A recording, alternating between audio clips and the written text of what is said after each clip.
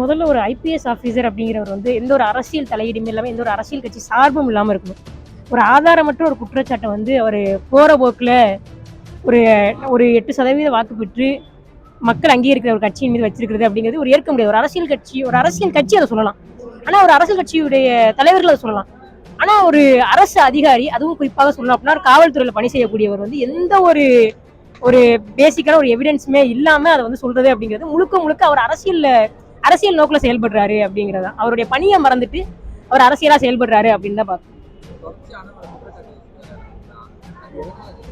முழுக்க முழுக்க இன்றைக்கு ஆளக்கூடிய திமுக அரசுடைய அழுத்தத்தினாலதான் அவர் அந்த வேலையை செய்றாரு. அவர் வந்து அதாவது ஒரு எஸ்பியா இருக்கணும், ஒரு ஐபிஎஸ் ஆபீசரா இருக்கணும். அதை விட்டுட்டு திமுகவுடைய அனுதாபியா அவர் செயல்படக்கூடாது. ஆனா மாறாக அவர் திமுகவுடைய அனுதாபியாக திமுகவிற்கு ஒரு காவல்துறை இருக்கிற மாதிரி அவர் செயல்பட்டு இருக்காரு. அவர் பிரிவினைவாதினா யாரை சொல்றாருன்னு தெரியல. அவர் அவர் பிரிவினைவாதின்னு வந்து யாரை சொல்றது இல்லை. எங்கள் கட்சி வந்து அப்படி இல்லை. இப்போ வந்து இப்போ 36 லட்சம் வாக்கு வாங்கியிருக்கான். அப்போ 50 பேருமே பிரிவினைவாதிங்களா? ஓட்டு போட்டு அத்தனை பேர் பிரிவினைவாதினா அப்போ அவர் இதே தமிழ்நாட்டில் சம்பளத்தை வாங்குறோம்ல, வரி நாங்கள் தானே வரி கட்டுறவருக்கு. அப்போ அவரும் பிரிவினைவாதி தானே. அப்போ பிரிவினையை வந்து தூண்டுறாரு, அந்த வறுமை பற்றி தூண்டுறாரு. இது வன்மையாக கண்டிக்கப்படுகிறது. இது வந்து நாங்கள் வந்து துப்பாக்கி ஏந்தலை, தோட்டா ஏந்தலை, வாள் வீச்சு ஏந்தலை. நாங்கள் கருத்து ரீதியாக பேசுனா அவருக்கு பொறுக்க முடியல.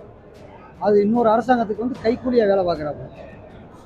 அதுபடி இதோடு நிறுத்திக்கிட்டா நல்லா இருக்கும். அவர் வந்து ஒரு ஐபிஎஸ் வேலையை பார்க்காம தேவையில்லாமல் ஒரு அங்கீகாரம் பெற்ற கட்சியை வந்து இந்த அளவுக்கு தலைவராக பேசி, தலைவர் எங்கள் அண்ணனை பேசி இந்த மாதிரிலாம் தலைவராக பேசினா எந்த ஒரு இதுவும் நாங்கள் பார்த்துக்கிட்டு இருக்க மாட்டோம்ல. எங்கள் தரப்பு வார்த்தையும் நாங்கள் வைக்கிறோம். உனக்கு என்ன பிரச்சனை? நீ எங்களோட ஆடியோ ரிலீஸ் பண்ண, நாங்கள் ஏதாவது எல்லாத்தையும் கொண்டு போய் பச்சு அடிக்கிற துன்பப்படுத்துகிற எல்லாரையும் கேவலமாக நீங்கள் பேசுகிறீங்க. அப்போ நீங்கள் பேசும்போது நாங்கள் இப்போ பார்த்துக்கிட்ட மட்டும் நாங்கள் எப்படி மட்டும் இருப்போம்? எங்களுக்கும் அந்த உணர்வு இருக்குல்ல. எங்களுக்கு வீட்டில் எங்கள் பொண்டாட்டி பிள்ளை, என் குழந்தையெல்லாம் இருக்குது.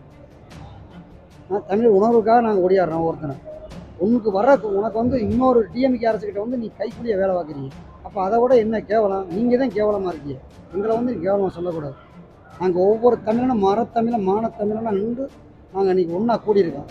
இதில் வந்து அக்யூஸ்ட் யாருன்னு கேட்டால் அப்போ அவர் தான் சொல்ல போனோம் கேட்டால் அவரை தான் நாங்கள் சொல்ல முடியும். நாங்களாம் யாரும் அக்யூஸ்ட்லாம் கிடையாது. நாங்கள் வாழு வீழ்ச்சியெல்லாம் துப்பாக்கிலாம் ஏந்தலை. வறுமை பேசி தான் அந்த மாதிரி பண்ணிக்கிட்டு இருக்காரு. மொத்தத்தில் பார்த்தோம்னா அவர் மேலே தான் நாங்கள் நடவடிக்கை எடுப்போம். இந்த கவர்மெண்ட் இந்த கைக்கூலி திருட்டு திராவிட கும்பலை வந்து கொஞ்சம் கூட வந்து செவி சாய்க்கிறது இல்லை. அது அவங்களுக்கே அந்த ஐபிஎஸ் வரணும் மரவை ஏவி விட்டு எங்கள் கட்சியை வந்து சீண்டி பார்க்குறாரு.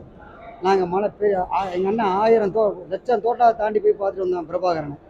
இவரெல்லாம் எவ்வாத்தரன். அவர் போடுற பெட்டிஷன் எங்கள் அண்ணனுக்கு வீட்டுக்கு குப்பை தொட்டிக்கு தான் போகும். நன்றி, வணக்கம். நான் தமிழ்.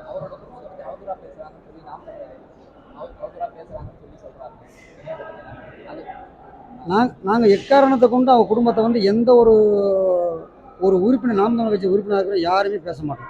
ஏன்னா அது அவருடைய ஒய்ஃபும் எங்கள் அக்கா தங்கச்சியை, என் அண்ணன் தங்கச்சியை, இவர் என் அண்ணன் ஐபிஎஸ் அண்ணன், எங்கள் அண்ணன் தம்பியாக தான் பார்ப்போம். நீங்கள் வந்து திட்டிட்டு எவனா ஒருத்தன் டிஎம்கேலேருந்து திட்டியிருப்பேன். ரெக்கார்டு இருக்கா உங்கள்கிட்ட? அந்த ரெக்கார்டு காமிக்க முடியல. ரெக்கார்டு இருந்தால் சொல்லுங்கள். நாம் தமிழர் கட்சி தம்பி தான் திட்டினான்னு சொல்லுங்கள். ரெக்கார்டே இல்லாமல் திட்டானா யாரை திட்டுவோம்? அவங்க வீட்டு பொண்ணும் எங்கள் வீட்டு பொண்ணும் ஒன்று தான். அதில் மற்ற இல்லை. இது கைக்கூலியாகவும் இப்போ ஏவி விட்டுக்கிட்டு இருக்காப்புல. வறுமை விஷயம் நான் வன்மையாக கண்டிக்கிறேன். ஐயா அவங்க வந்து முதல்ல புரிதலோட வந்து பேசணும். அதாவது காவலர், அதை கண்காணிப்பு காவலர் அப்படின்னா மக்களுக்கு பாதுகாப்புக்கு தான் அவங்கள வந்து பெரிய அதிகாரியா வச்சிருக்காங்க ஒழிய கட்சியை பற்றி மக்களுக்கு தொண்டாற்றிய நாம் தமிழர் கட்சியை வந்து பேசுறதுக்காண்டி அவங்கள வந்து பொறுப்பில் அமர்த்தல. அதனால அவங்க சொன்னது வந்து முழுக்க தவறான கருத்து. அது உள்நோக்கத்தோட சொல்லியிருக்காங்க. முதல்ல அவங்க வந்து அந்த மாதிரி அந்த கட்சியை பற்றி பேசவே கூடாது.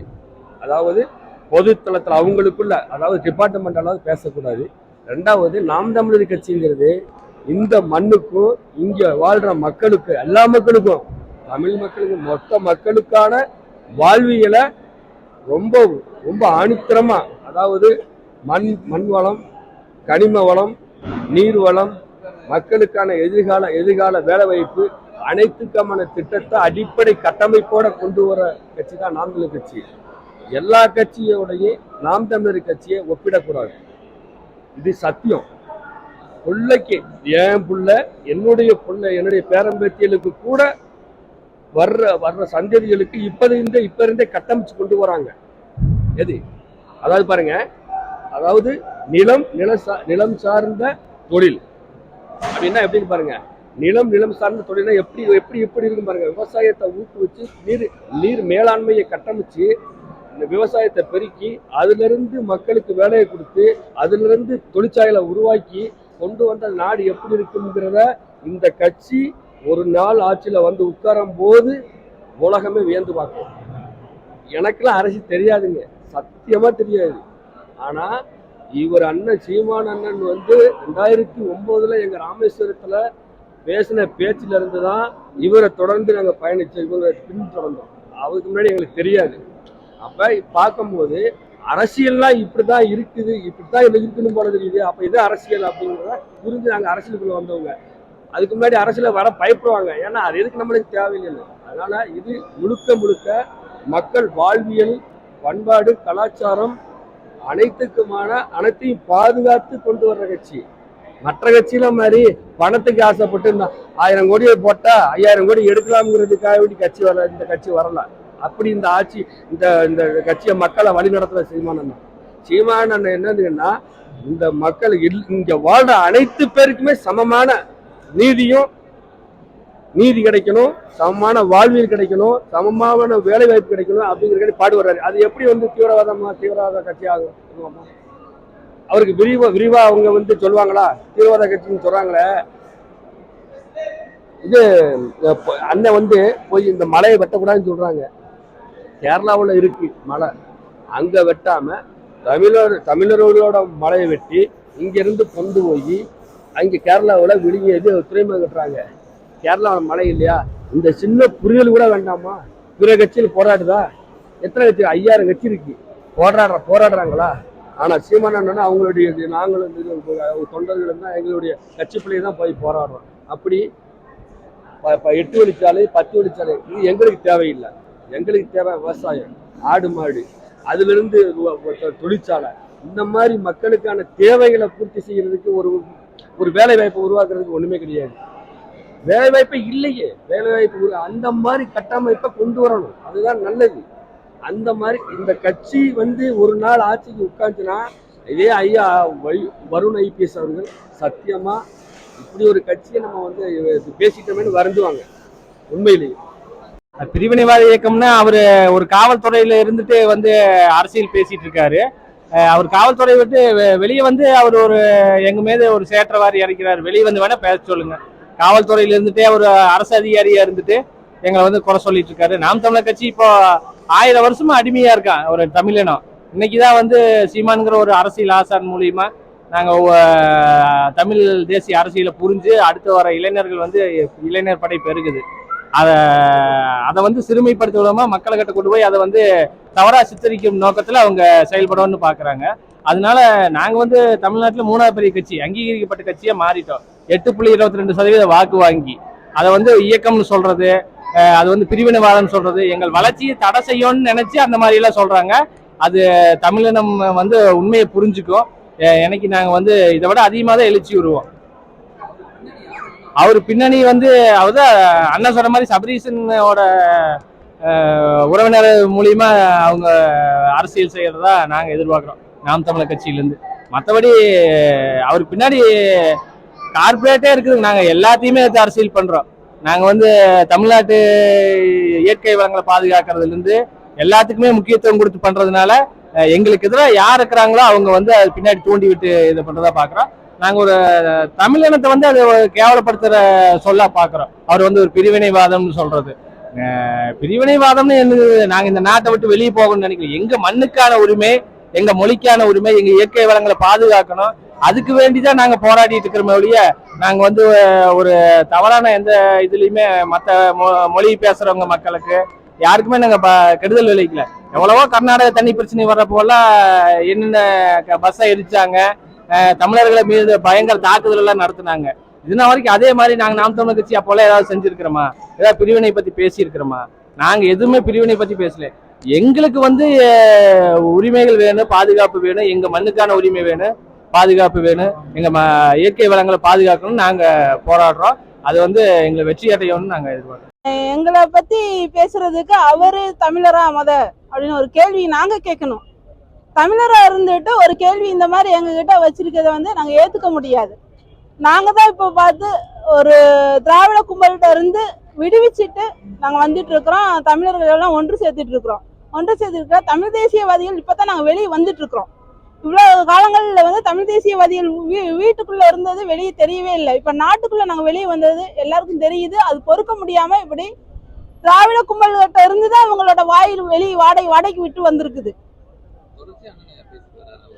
அந்த தொடர்ச்சியா பேசுறது இவர் மட்டும் இல்ல, யாராவது தமிழ் தேசியவாதிகளை பத்தி, தமிழ் தேசியத்தை பத்தி, நாம் தமிழரை பத்தி பேசுறாங்களோ அவங்க எல்லாம் வாடகை வாய்கள். அந்த வாடகை வாய்களா இருந்து பேசுறாங்க. அத பொதுமக்களுக்கு நல்லாவே இப்ப புரிய ஆரம்பிச்சிருச்சு. இன்னும் வாக்காளர் பெருமக்களா அடுத்த எலெக்ஷன்ல தெரிவிச்சிருவாங்க.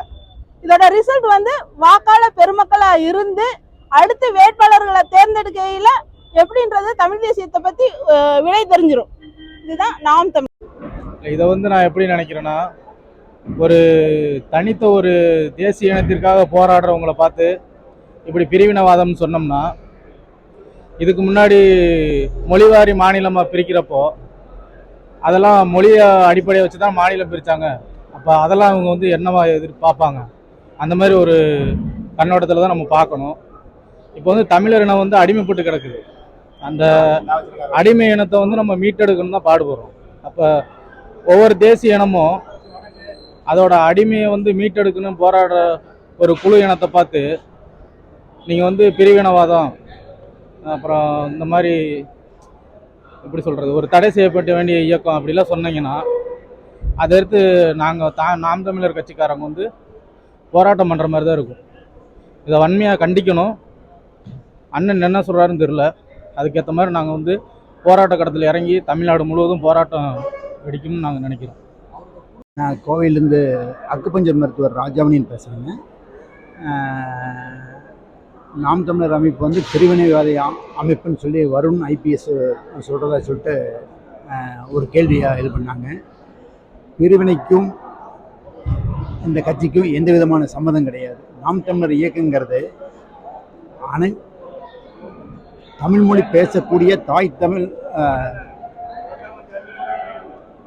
தாய்மொழி தமிழாக இருக்கக்கூடியவங்க அந்த ஒரு புள்ளியில் ஜாதி மதம் அது எல்லாத்தையும் கடந்து ஒரு புள்ளியில் இணைஞ்ச ஒரே கட்சி நாம் தமிழர் அமைப்பு அப்படிங்கிறத ஆணித்தரமாக நான் வலியுறுத்தி சொல்லுவேன்.